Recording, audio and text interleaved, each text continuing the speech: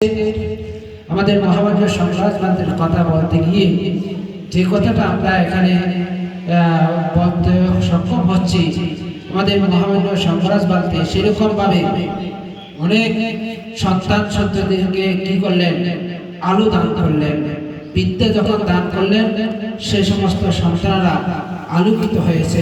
সে সমস্ত সন্তানেরা আলোকিত হয়ে ধর্মকে কি করছেন, চতুর্দিকে প্রসারিত করছেন এবং সে ধর্মকে প্রসারিত করতে গিয়ে এভাবে দিল পরিশ্রম করে জাতি সমাজকে রক্ষা করতে সক্ষম হয়েছে এবং সে আলো উৎপন্ন করতে পেরেছেন বলে এভাবে প্রসারিত করতে সক্ষম হয়েছে।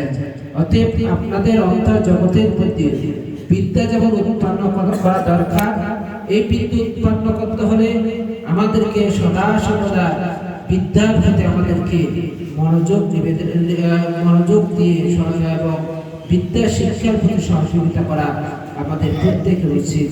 আজকে সেভাবে আজকে ধর্মভিত্তিক অনাথ আশ্রমের শিক্ষার্থীদেরকে আপনারা কি করছেন, একবেলা সুস্বাদু আহার দান করছেন, অন্যদিকে শিক্ষা সামগ্রী দান দিচ্ছেন।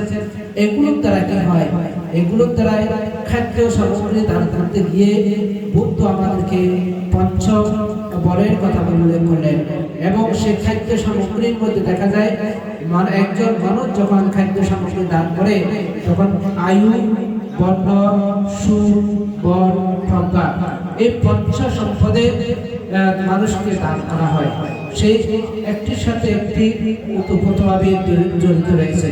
যখন প্রজ্ঞার কথাও সেখানে উল্লেখ আছে, কেন একজন মানুষ যখন সুস্বাদু আহার গ্রহণ করে তখন তার মধ্যে প্রজ্ঞার জ্ঞান লাভ করতে, প্রজ্ঞার জ্ঞান অর্জন করতে সক্ষম হয় এবং সেই বিদ্যা শিক্ষা গ্রহণ করতে সক্ষম হয়।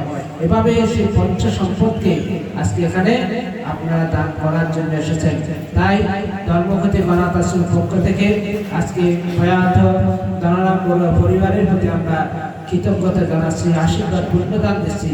তারা যে আজকে ধর্মক্ষতি অনাথ আশ্রমের সমাজ ছাত্রদের এভাবে দান দিয়ে তারা যেন এভাবে সন্তান সন্ততিদের প্রতি যেভাবে উদার হস্তে দান প্রসারিত করছেন, তাদের প্রত্যেকের সুখ শান্তি কামনা করছি। সধর্ম প্রাণ প্রিয় উপাসক উপাসিকাগণ, আর সে দিতে যাচ্ছে না, তো আপনারা যারা এসেছেন আপনাদের প্রত্যেকের অন্তরে যেন সেরকম যে প্রজ্ঞা জ্ঞান উদিত হয়ে আলোকিত জীবন অধিকারী করতে পারেন, সেইটাই পূর্ণ নিবেদন করছি। সময়ের জ্যেষ্ঠ স্বল্পতা আছে, যেহেতু এখন 11টার পর, যার কারণে আপনাদেরকে বলছিলাম আপনারা